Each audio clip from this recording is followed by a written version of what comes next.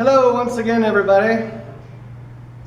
Got a wheel here that I've had to straighten for a customer so we can go and ride a couple times, and it's about time to replace it. So he's got DT Swiss XR 429er rim on a Chris King disc hub, and we're going to lace that bad boy over to a brand new Spank's rim. Oh my God.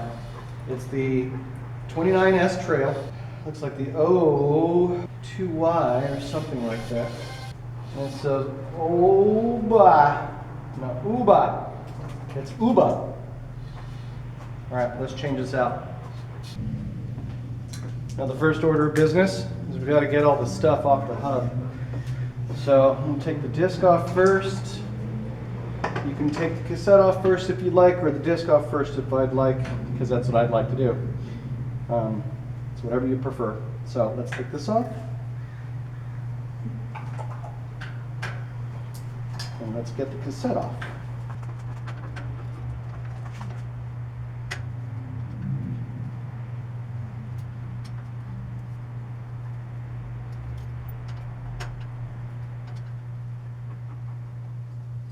So let's get back to doing this right here. Already removed the disc rotor, and then I'm going to remove the actual cassette. So of course I'm going to use my nice Part Tool FR5H free wheel remover number 5 with the handle. Fits right into the cassette very easily. Grab my chain whip and go from there.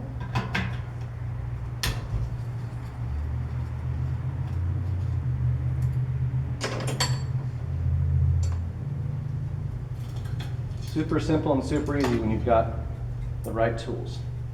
Now, this has got an aluminum cassette body on it. So what happens lots of times is this each individual tooth here will dig into the cassette body. So let me kind of get this loose real quick. I'll show you how to do that. Let me give you guys a closer look up on that. Now for this cassette body right here, since these rings are locked together, I'm going to take 2 different chain whips. Take my newer Park one and my older one. And I'm just going to kind of put one to one direction so it stops it from spinning. Actually, I'll take that back. I'm going to go ahead and see if I can just use one to see if I can take this back. Oh, nope, I got it. Okay, one goes in one direction, and one goes in the other direction. Try to loosen these things up a little bit. Second roll. Notice it'll move just a little bit. And that ring may need a little guidance. My little trusty flathead screwdriver here. Kind of go around, just wobble, wobble, wobble, wobble. Don't pry, just wobble, wobble, wobble. And it'll eventually come off. Boom. Spacer. Next ring, same thing.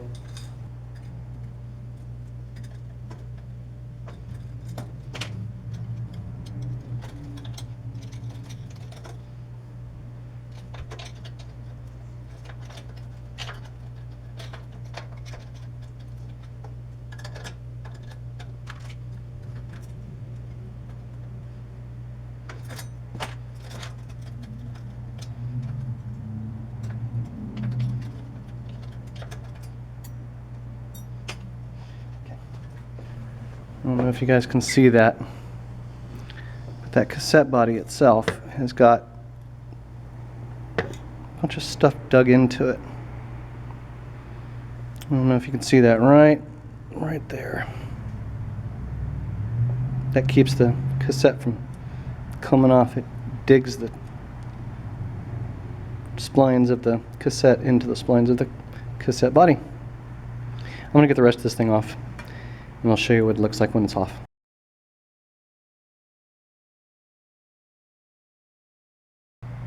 Alright everybody, I want to kind of show you this little bit of gnarling that you see here on the hub, and that's just enough to keep the cassette from coming off. I don't know if you guys can see how much that's come up. I can get you even closer there. I just don't want to go out of focus.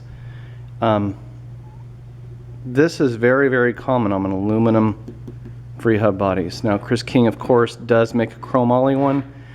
Extremely expensive. A lot of companies make aluminum ones to make them lighter weight, but that also makes it super soft material right here.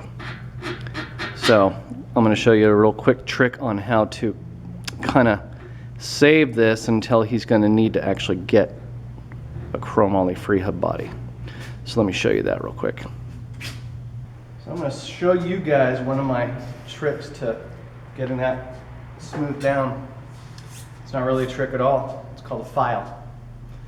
Let the weight of the wheel spin. Rest the file on there. Don't push too hard. Just let it go. And you'll feel it'll actually start smoothing it down.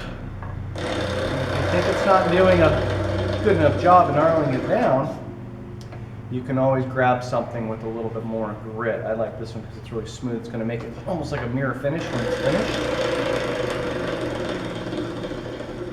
That, see?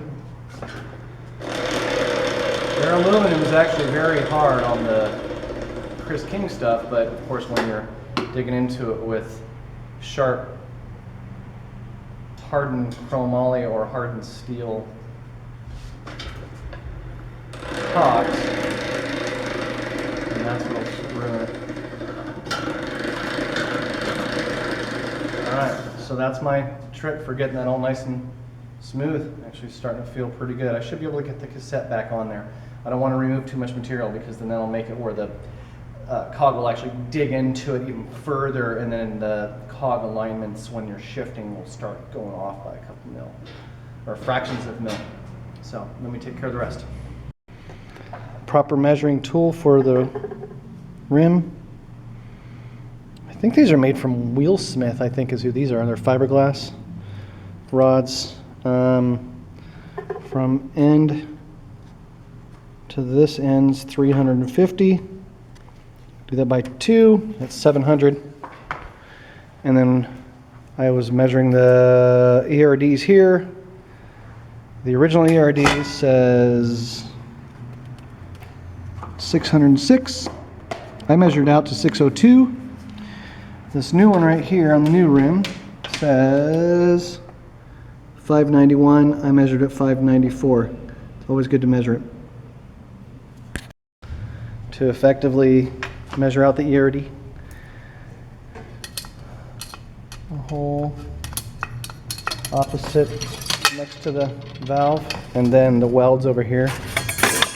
And as I drop more measuring tools, put that through, and then my little clip that on.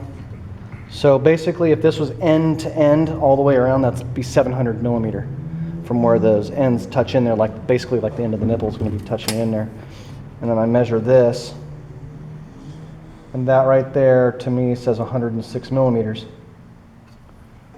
And there, so 700 minus the 106, it's 594. Literally, like you can see it right there. It says 106. So mine 594 compared to their 591. If I cut it to theirs, that would be too short, I think, or you'd be relying too much on the nipple to do all that. Yeah, to compensate for all that. Yeah. So now we can measure up the hub. So what's our distance here? That's 142.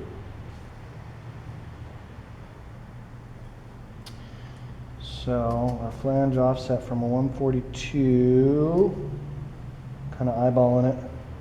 If we go from 71 to 51 over here, that's 20 mil that side. And then if we go from 71 to 106, that's 10, 20, 35. So drive side is 20 mil offset, non-drive side or disc side is 35. So let's write that down. Flange offset, drive, and disc. Drive was 20, 35. And then our flange diameters, center to center. On this Chris King here is measuring out to be 58 millimeters on the drive, 58 on 9 drive. So we're doing flange diameter 58, 58. Let's calculate it as a 3 cross.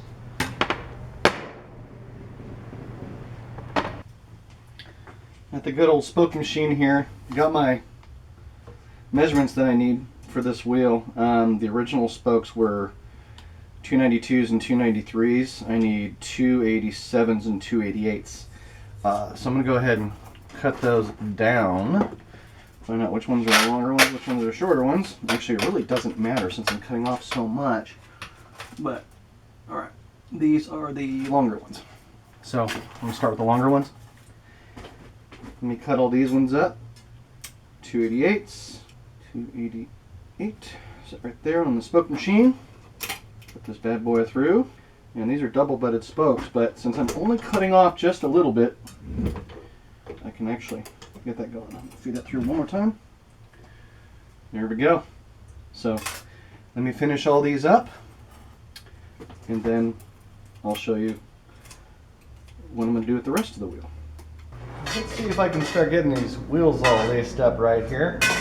I do have my spokes cut and ready to go. That's my drive side spokes, and then my non-drive side spokes all separated, ready to go. Chris King hub, and my brand new Spank ring. Now, let me show you a couple things here that that's my little tip for building wheels to make it really simple and really easy once you have everything all ready to go. So my lacing techniques here is basically I want to get my cross started on the hub by however many cross I'm going to be doing. So of course you're separate of holes from where the one is at, 5 holes over from there. So count, grab your 1 hole, then you're going to have 1 spoke in, count 1, 2, 3, 4, 5 holes over. That should be your 3 cross. If you want to do a 4 cross, you count 1, 2, 3, 4, 5, 6, 7 over. If you want to do a 2 cross, you only count over 3. You always count over an odd amount because one spoke's coming this direction and the other ones are going to be on the odds. It's just the way it works. So for the drive side, I want to make it so I can see Chris King either that way or that way. So I'm going to have it like this, looking at it as if it was from the drive side, and I'm going to try to figure out where that's going to be centered. So I want Chris King to be centered just like that. And there's 1. Count over my 5 holes, 1, 2, 3, 4, 5. And that begins my cross, at least on the drive side. Now, on the non-drive side, I'm going to make it where it's 1 section of holes over that way. So I'm going to look through there, and there's, from this hole where that spoke's coming out, you're going to have it, that hole or that hole is on either side of it. So I want to go that side of it because if I'm looking at this way, where the holes are compared to the valve, where these spokes go in, the valve's going to be here, and I'm going to have these spokes here and my other spokes over there.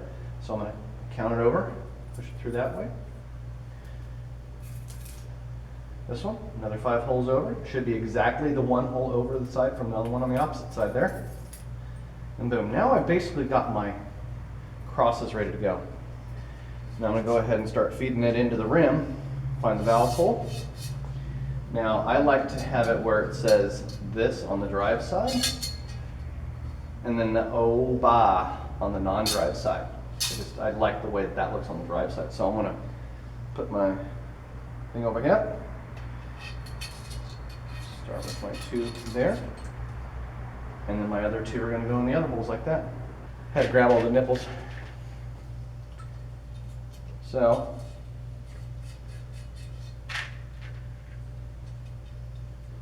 we do this.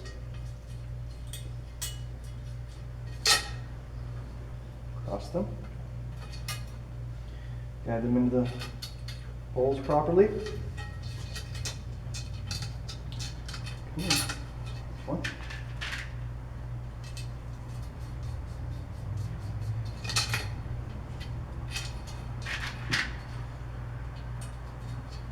And there's another.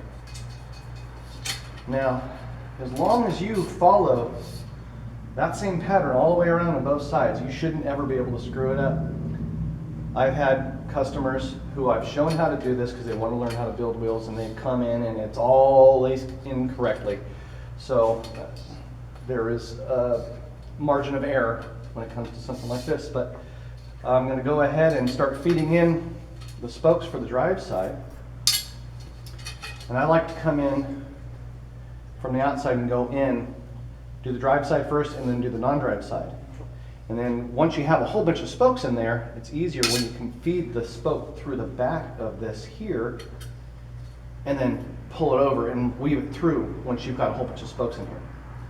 So that's why I start by lacing all these on one side.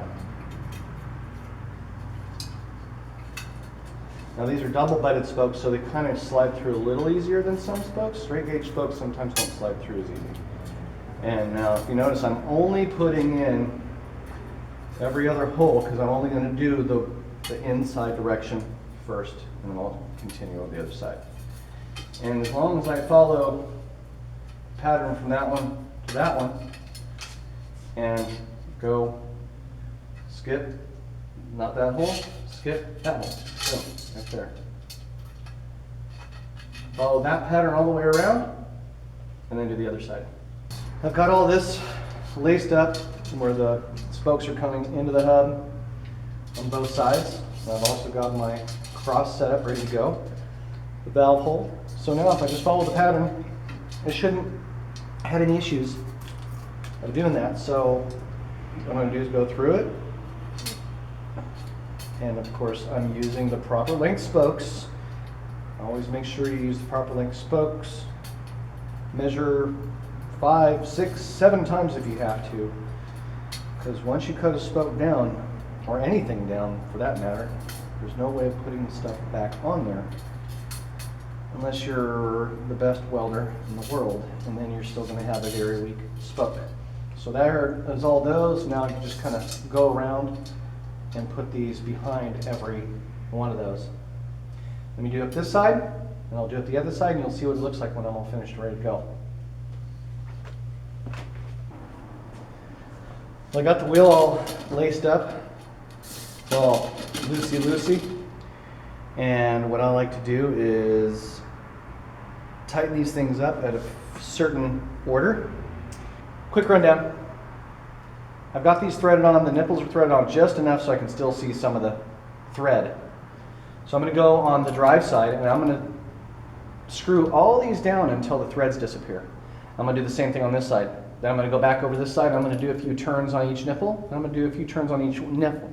The reason why I do it like that is because as long as they are cut at the right proper spoke length, and you do that to the end of that one and do a certain count, you're going to tighten up everything pretty much evenly, and it's going to take hopefully a lot of the work out for you because all the mathematics should be right.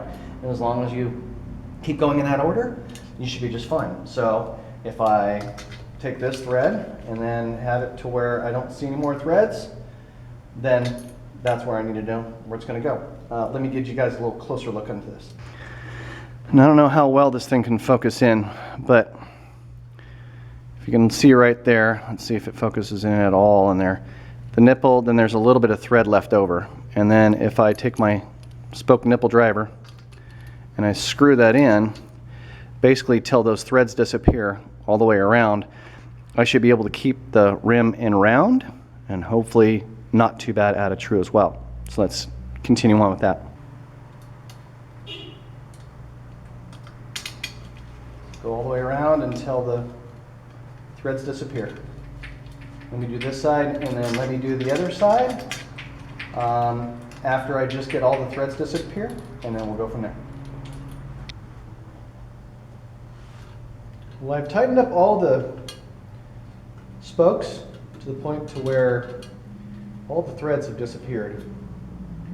I have done no tensioning, no truing or anything else, and you see it's actually already kind of stable. I mean, the spokes are still kind of loose.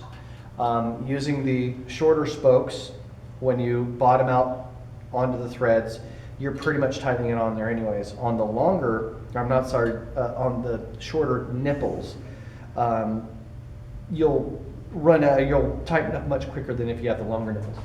The longer brass nipples here are, I actually take a measuring tape and I measure it from end to end, actually from where rim contacts onto there. That's about 13, maybe 14 millimeters from where the rim contacts against the bevel here to the end. So you're about 13 millimeters.